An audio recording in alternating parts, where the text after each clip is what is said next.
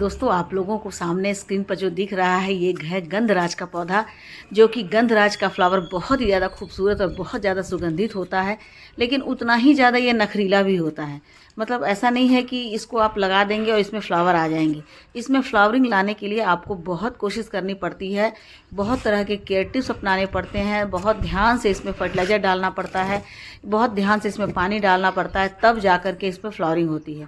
आप देख रहे हैं कि अभी बहुत तेज़ ठंड है, तो ठंड में इसकी हालत जो है ख़राब हो गई है, क्योंकि इधर 2-3 महीने की बारिश जब हुई थी तो बारिशों के बाद इस पर ध्यान नहीं दे पाई और इसके मिट्टी के जो सारे न्यूट्रिएंट्स हैं वो सब बह करके और बॉटम होल से निकल गए हैं। तो अब जब मौसम आ रहा है, जनवरी हो गया है और जनवरी के बाद फरवरी एंड के बाद से इसमें तेज़ी से ग्रोथ स्टार्ट हो जाएगी और मार्च से इसमें फ्लावरिंग होगी, क्योंकि ये गर्मियों का प्लांट है, गर्मियों में फ्लावरिंग होता है। जैसे बेला मोगरा होता है वैसे ही ये भी गर्मियों में ही फ्लावरिंग करता है, लेकिन गर्मियों में फ्लावरिंग करने के लिए हमें अभी इस पर बहुत ध्यान देना है। इसकी मिट्टी को जो है फिर से रिचार्ज करना है, मिट्टी को उस लायक बनाना है कि इसमें इसकी फ्लावरिंग हो सके।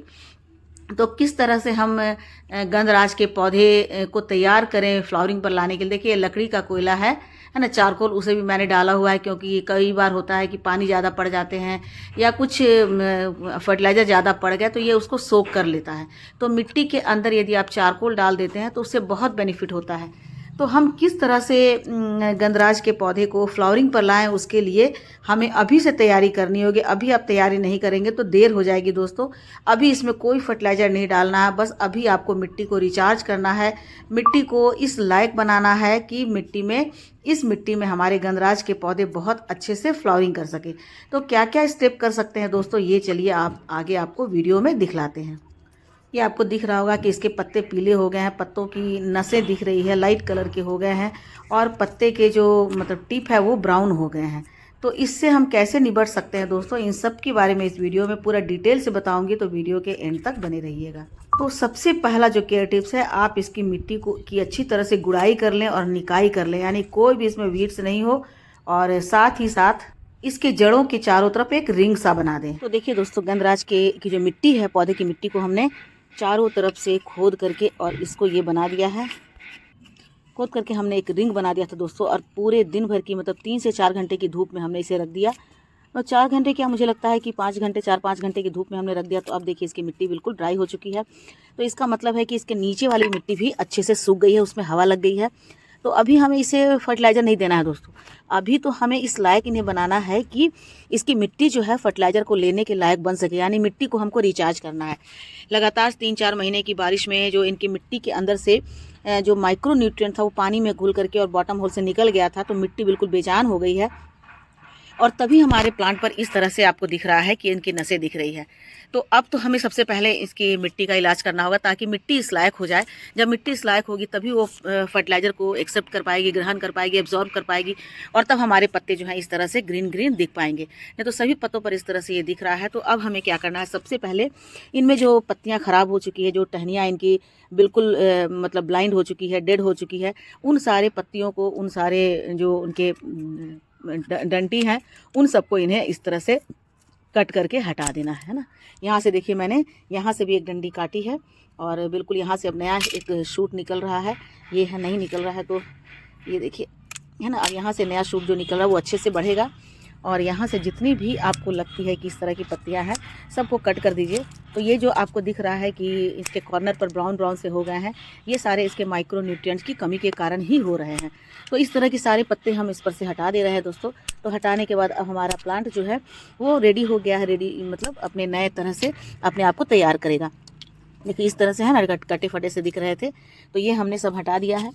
अब सबसे पहले हमें डालना है इसके अंदर माइक्रो न्यूट्रिएंट, क्योंकि मिट्टी में माइक्रो न्यूट्रिएंट जाएगी तब हमारे प्लांट के पत्ते जो हैं वो हरे होंगे। जब प्लांट के पत्ते हरे होंगे तभी वो फोटोसिंथेसिस कर पाएंगे, अन्यथा अभी जो हमारे प्लांट के पत्ते हैं वो बिल्कुल क्लोरोसिस के शिकार हो चुके हैं ना। क्लोरोसिस यानी कि क्लोरोफिल की कमी इसमें हो गई है, तभी हमारे पत्ते इस तरह से हो गए हैं। तो अभी आपको क्या करना है, इस तरह से कट करके इनको हटा देना है सारे पत्ते को। अब हम इसमें डालेंगे, क्या डालेंगे, देखिए ये हल्दी पाउडर है ना।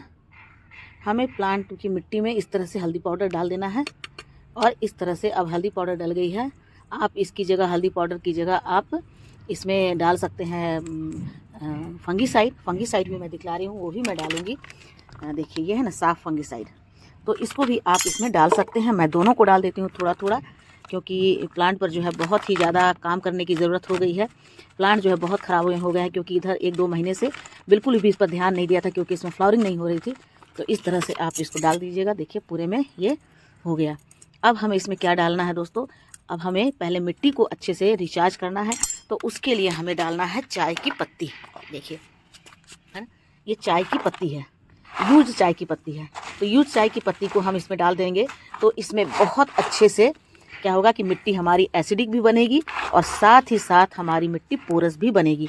क्योंकि मिट्टी का जो मतलब गुण है, जो मिट्टी में एसिडिटी होती है, एसिड होता है, एसिडिक होती है मिट्टी, तभी हमारी मिट्टी किसी भी तरह के फर्टिलाइज़र को एब्जॉर्ब कर पाती है। तो वो चीज़ ख़त्म हो गया, क्योंकि लगातार पानी पड़ने से इनके अंदर की जो पीएच वैल्यू है वो बिल्कुल ख़राब हो गई है, मतलब अल्कलाइन हो गई है मिट्टी।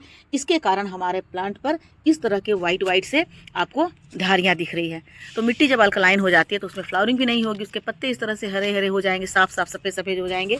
तो मिट्टी को अच्छा बनाने के लिए हमको इसमें डाल देना है चाय की पत्ती। चूँकि ये चाय की पत्ती यूज्ड है, तो आप ज़्यादा भी डाल देंगे तो इससे आपको बहुत ज़्यादा मिट्टी को कोई बहुत ज़्यादा फ़र्क नहीं पड़ेगा। ये डाल दिया है दोस्तों अभी। उसके बाद दूसरा चीज़ क्या डालेंगे दोस्तों, हमको ये देखिए कैल्शियम पाउडर डालना है। इस प्लांट में कैल्शियम की भी कमी हो गई है, तो हमें कैल्शियम डालना है। कैल्शियम के लिए आप बहुत ही सस्ता चीज़ ले सकते हैं, चौक को पाउडर बनाकर डाल सकते हैं। यदि आपके पास सुपर फॉस्फेट है तो आप वो डाल सकते हैं। देखिए मैंने तो चौक का पाउडर बना करके रखा हुआ है, और ये देखिए है ना, ये चौक का पाउडर बना के रखा हुआ है, और मैं इस तरह से मिट्टी में डालती रहती हूँ। क्योंकि ये पाउडर जो है बहुत ज़्यादा फ़ायदेमंद होता है प्लांट के लिए। बहुत इसमें कैल्शियम की मात्रा होती है, फॉस्फोरस की मात्रा होती है, जिससे हमारे प्लांट पर ये बहुत अच्छा काम करता है। तो ये आपको डाल देना। अभी सब हमको मिट्टी को अच्छा करने के लिए कर रहे हैं, अभी प्लांट को हम फूड नहीं दे रहे हैं, हम सिर्फ वो सारी चीज़ें दे रहे हैं जिससे कि हमारी मिट्टी जो है फिर से रिचार्ज हो जाए, फिर से उर्वर हो जाए, मिट्टी में माइक्रोनिज्म जो होता है वो उसका फिर से बन जाए, और मिट्टी में बैक्टीरिया, गुड फंगस जो है वो जनरेट हो जाए। इसके लिए हम ये सब चीज़ डाल रहे हैं। एप्सम सॉल्ट, ठीक है ना दोस्तों। तो एप्सम सॉल्ट जो होता है वो हमारे प्लांट के लिए बहुत ही अच्छा काम करता है। प्लांट की ग्रोथ नहीं हो रही हो, प्लांट की ग्रोथ रुक गई हो, पत्ते ख़राब हो गए हो, पत्ते पीले हो गए हो, या पत्ते पर इस तरह से वाइट धारियाँ हो गई हो, फ्लावर नहीं आ रहे हैं, कलियाँ नहीं आ रही हैं, प्लांट शॉक में चला गया है, तो उसके लिए एप्सम सॉल्ट बहुत ही अच्छा होता है। तो ये एप्सम सॉल्ट, यदि आपका गमला 8 से 10 इंच या 12 इंच का है तो आप आधा इंच चम्मच डालिए।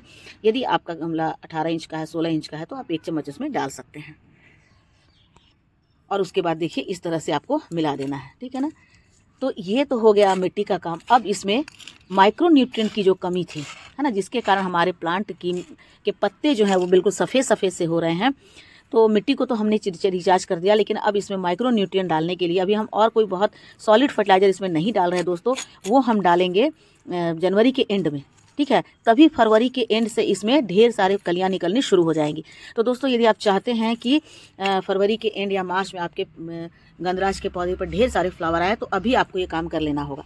तो ये तो हमने मिट्टी में ऐसी चीज़ें डाल दी जिससे कि मिट्टी का जो पीएच वैल्यू है वो बिल्कुल मेंटेन रहे, है ना।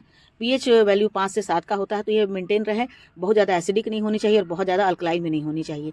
तो हमारी पौधे की मिट्टी अल्कलाइन हो गई थी, और इसका साइन जो है वो ये हमें दिख रहा था यहाँ पर कि पत्ते जो है इस तरह के हो गए, है ना, और पत्ते के किनारे में इस तरह के धारियाँ आ गई हैं, मतलब ब्राउनिश हो गया है, जल गया है, सूख गया है, तो पता चल गया कि हमारी मिट्टी जो है वो अल्कलाइन हो गई। तो इस तरह करके हम अपनी मिट्टी को तो सही कर लिए। अब हमें मिट्टी में माइक्रो न्यूट्रिएंट डालना है।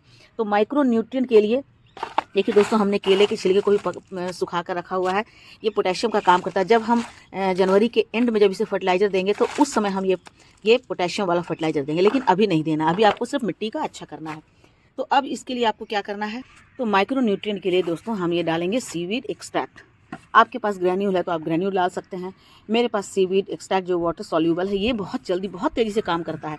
इसका क्या डालना है, 1 चम्मच हमें आधा लीटर पानी में डाल देना है। 1 चम्मच 1 लीटर पानी में डाल देना है, ठीक है। गिरता जा रहा है, मैं डालती जा रही हूँ और गिरता जा रहा है। तो ये देखिए दोस्तों, ये आधा लीटर से कम का पानी है ना, आधा लीटर कम से कम का पानी है। तो हमें आधा लीटर है तो इसमें हमने आधा चम्मच डाला है। 1 लीटर पानी होता तो 1 चम्मच हम इसमें डालते। अब इसका क्या क्या काम है, क्योंकि माइक्रो न्यूट्रिएंट किसमें होता है, किसमें कौन कौन सी चीज़ें हैं जो कि माइक्रो न्यूट्रिएंट का काम करते हैं। विटामिन्स होते हैं, है ना, मैग्नीज होते हैं, बोरोन होते हैं, जिंक होते हैं। तो ऐसे बहुत सारी चीज़ हैं जो कि माइक्रो न्यूट्रिएंट होते हैं, जो हमारे पौधे में यदि नहीं होते हैं तो इसी तरह से वो पौधे के पत्ते बिल्कुल भी बेजान से लगने लगते हैं। तो इस तरह से डाल करके और आपको इसमें डाल देना है ना। अब इसमें आधा लीटर पानी आपको और डाल देना है, जिससे कि आपके पौधे की जो मिट्टी है वो पूरी तरह से भीग जाए, है ना। और उसके बाद आपको इसको धूप में रख देना है, बिल्कुल धूप में रख देना है। बिल्कुल मिट्टी एकदम ऊपर से लेकर के नीचे तक भीग जानी चाहिए, क्योंकि हमने जो कुछ भी अभी डाला है सब मिट्टी में अच्छे से भीग जाना चाहिए, तभी मिट्टी में ये सारे मिल सकेंगे। यदि पानी कुछ कम पड़ रहा है तो आप थोड़ा सा पानी और डाल सकते हैं दोस्तों। इस तरह से आपको भिगा देना है, भिगा करके मिट्टी को और इसको रख देना है। अब आप 1 सप्ताह के बाद आपको मैं फिर दिखलाऊंगी दोस्तों कि इसमें कितना रंगत में परिवर्तन आया है।